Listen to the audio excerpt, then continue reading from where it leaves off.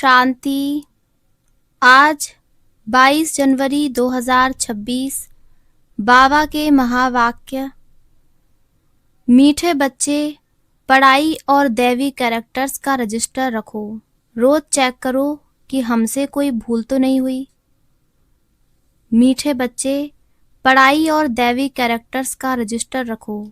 रोज check करो कि हमसे कोई भूल तो नहीं हुई। प्रश्न: तुम बच्चे किस पुरुषार्थ से राजाई का तिलक प्राप्त कर सकते हो?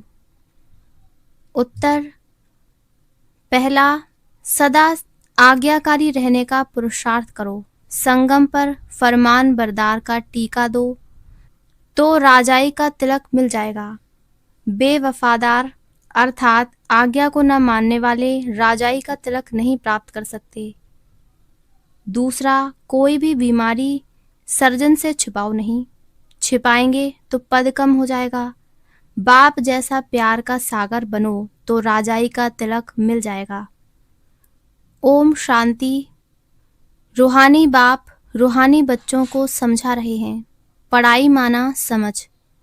तुम बच्चे समझते हो ये पढ़ाई बहुत सहज और बहुत ऊंची है और बहुत ऊंच पद देने वाली है।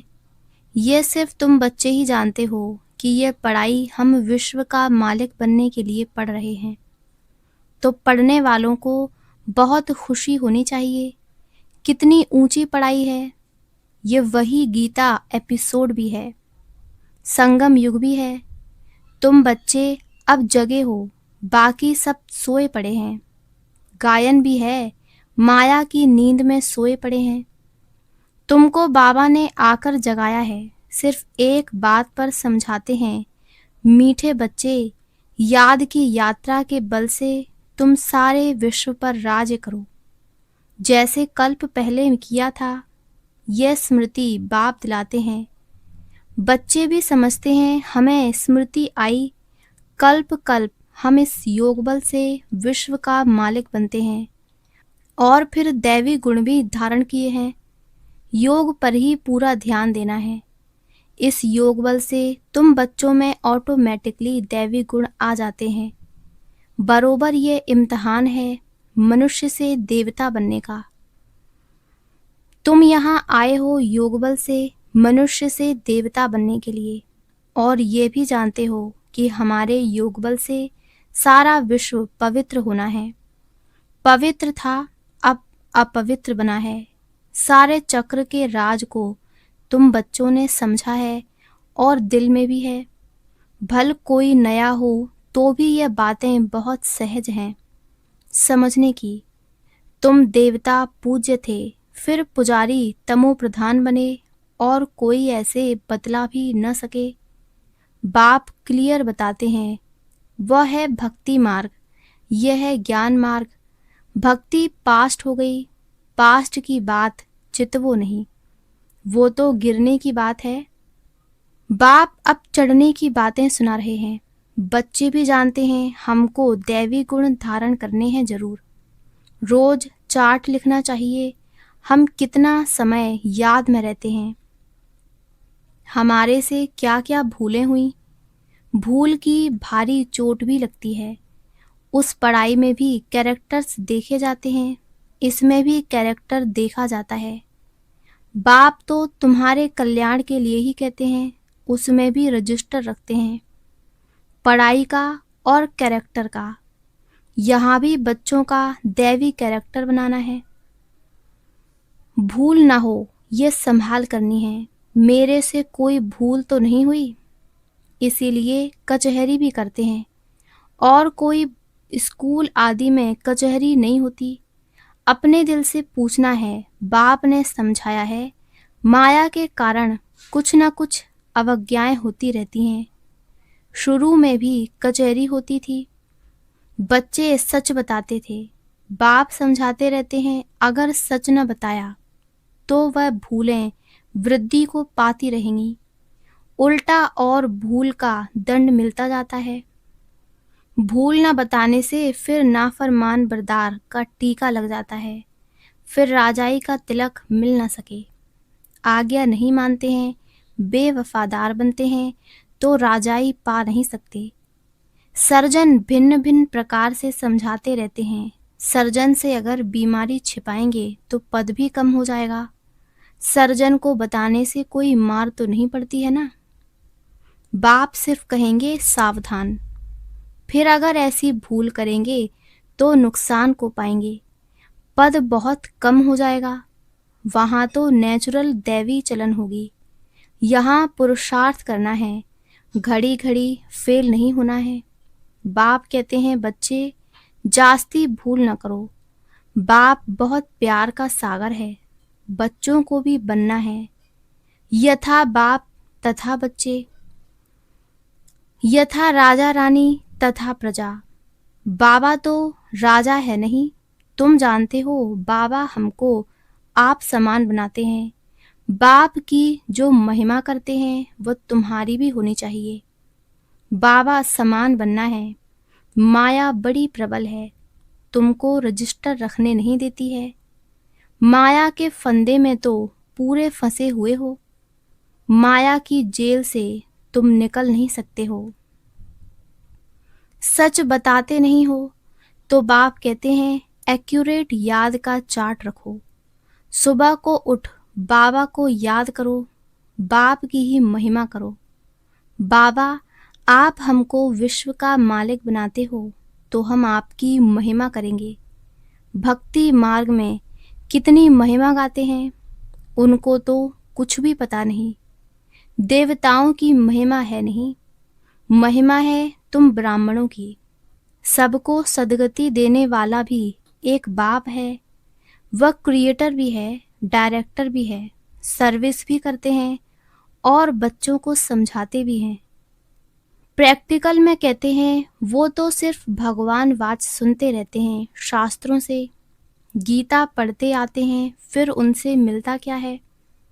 कितना प्रेम से बैठ पढ़ते हैं, भक्ति करते हैं, पता नहीं पड़ता कि इनसे क्या होगा।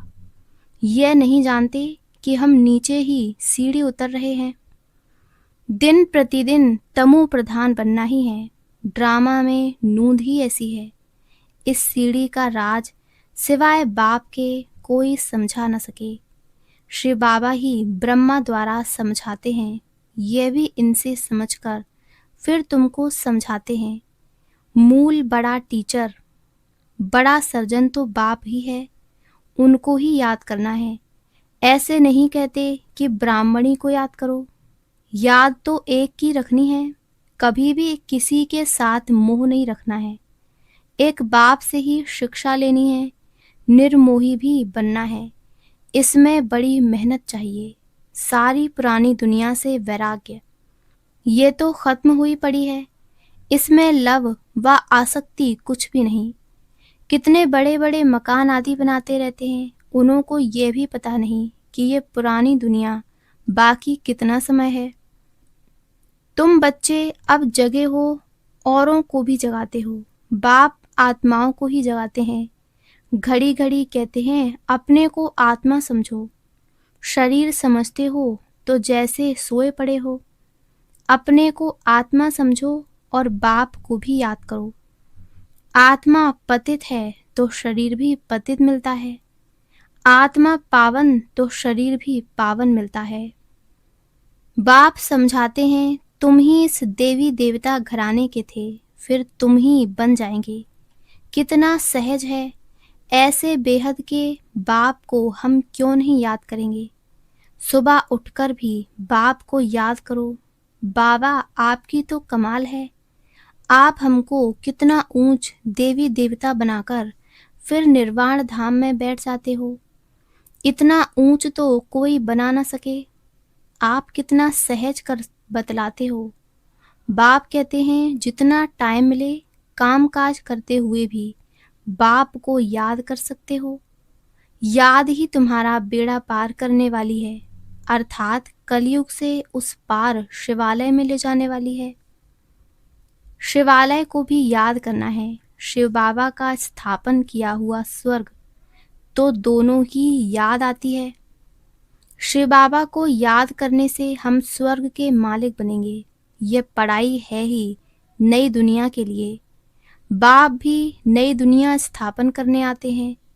जरूर बाप आकर कोई तो कर्तव्य करेंगे ना। तुम देखते भी हो, मैं पाठ बजा रहा हूँ ड्रामा के प्लान अनुसार।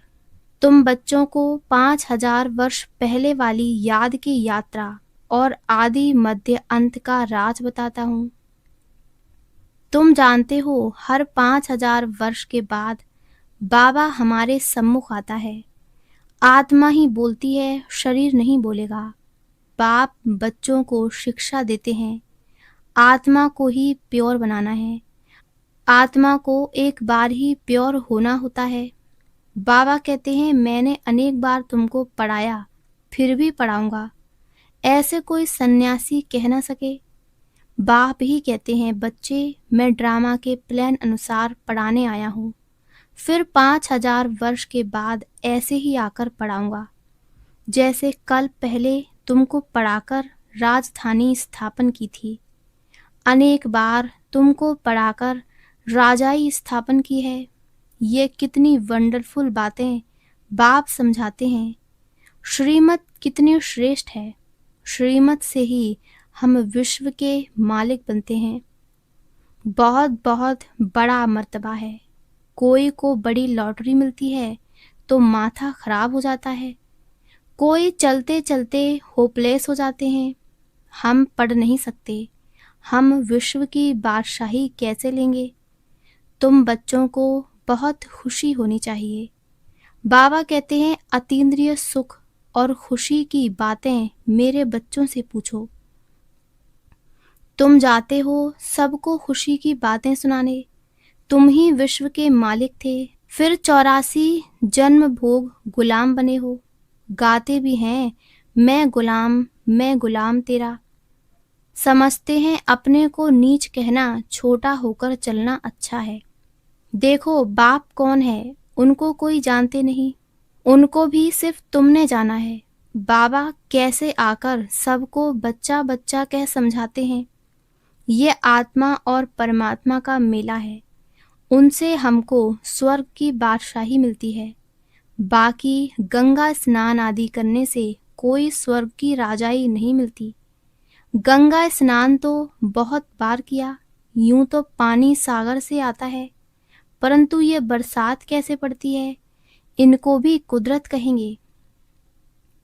इस समय बाप तुमको सब कुछ समझाते हैं। धारणा भी आत्मा ही करती है, न कि शरीर। तुम फील करते हो बरोबर बाबा ने हमको क्या से क्या बना दिया है। अब बाप कहते हैं, बच्चे अपने पर रहम करो, कोई अवज्ञा न करो, देह अभिमानी मत बनो। मुफ्त अपना पद कम कर देंगे, टीचर तो समझाएंगे ना। तुम जानते हो बाप बेहद का टीचर है। दुनिया में कितनी ढेर भाषाएं हैं। कोई भी चीज छपती है तो सब भाषाओं में छपानी चाहिए। कोई लिटरेचर छपाते हो तो सबको एक एक कॉपी भेज दो। एक एक कॉपी लाइब्रेरी में भेज देनी चाहिए। खर्चे की बात नहीं, बाबा का भंडारा बहुत भर जाएगा। पैसा अपने पास रखकर क्या करेंगे, घर तो नहीं ले जाएंगे।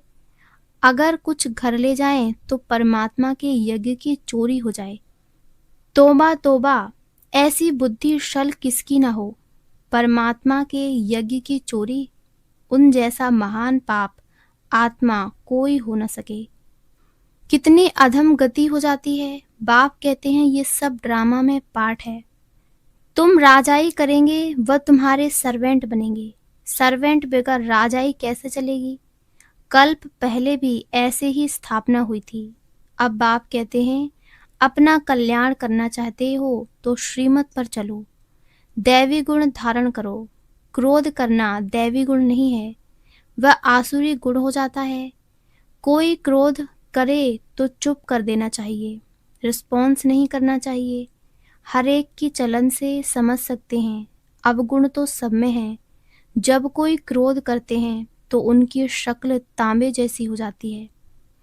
मुख से बम चलाते हैं, अपना ही नुकसान कर देते हैं, पद भ्रष्ट हो जाएगा। समझ होनी चाहिए। बाप कहते हैं, जो पाप कर्म करते हो वह लिख दो, बाबा को बताने से माफ हो जाएगा, बोझ हल्का हो जाएगा। जन्म जन्मांतर से तुम विकार में जाने लगे हो। इस समय तुम कोई पाप कर्म करेंगे तो 100 गुना हो जाएगा। बाप के आगे भूल की तो 100 गुना दंड पड़ जाएगा। किया और बताया नहीं तो और ही वृद्धि हो जाएगी। बाप तो समझाएंगे कि अपने को नुकसान नहीं पहुंचाओ। बाप बच्चों की बुद्धि सालिम बनाने आए हैं। जानते हैं ये कैसा पद पाएंगे। वह भी 21 जन्मों की बात है। जो सर्विसेबल बच्चे हैं उनका स्वभाव बहुत मीठा चाहिए। कोई झट बाप को बतलाते हैं, बाबा ये भूल हुई। बाबा खुश होते हैं। भगवान खुश हुआ तो और क्या चाहिए। ये तो बाप टीचर गुरु तीनों ही हैं, नहीं तो तीनों ही नाराज होंगे।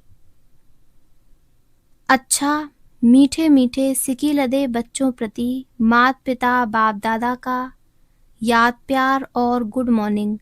रूहानी बाप की रूहानी बच्चों को नमस्ते। धारणा के लिए मुख्य सार। पहला, श्रीमत पर चल अपनी बुद्धि सालिम रखनी है। कोई भी अवज्ञा नहीं करनी है। क्रोध में आकर मुख से बम नहीं निकालना है, चुप रहना है। दूसरा, दिल से एक बाप की महिमा करनी है। इस पुरानी दुनिया से आसक्ति व प्यार नहीं रखना है। बेहद का वैरागी और निर्मोही बनना है। वरदान, याद के आधार द्वारा माया की कीचड़ से परे रहने वाले सदा चीयरफुल भव। याद के आधार द्वारा माया की कीचड़ से परे रहने वाले सदा चीयरफुल भव। कोई कैसी भी बात सामने आए सिर्फ बाप के ऊपर छोड़ दो। जिगर से कहो बाबा तो बात खत्म हो जाएगी। ये बाबा शब्द दिल से कहना ही जादू है। माया पहले पहले बाप को ही भुलाती है, इसलिए सिर्फ इस बात पर अटेंशन दो तो कमल पुष्प के समान अपने को अनुभव करेंगे। याद के आधार पर माया के समस्याओं की कीचड़ से सदा परे रहेंगे। कभी किसी भी बात में हलचल में नहीं आएंगे। सदा एक ही मूड होगी, चीयरफुल। स्लोगन, पवित्रता की धारणा व धर्म को जीवन में लाने वाले ही महान आत्मा है। अव्यक्त इशारे, इस अव्यक्ति मास में बंधन मुक्त रहे, जीवन मुक्त स्थिति का अनुभव करो। स्वयं को बंधनों से मुक्त करने के लिए अपने चलन को और जो कड़ा संस्कार है उसे चेंज करो।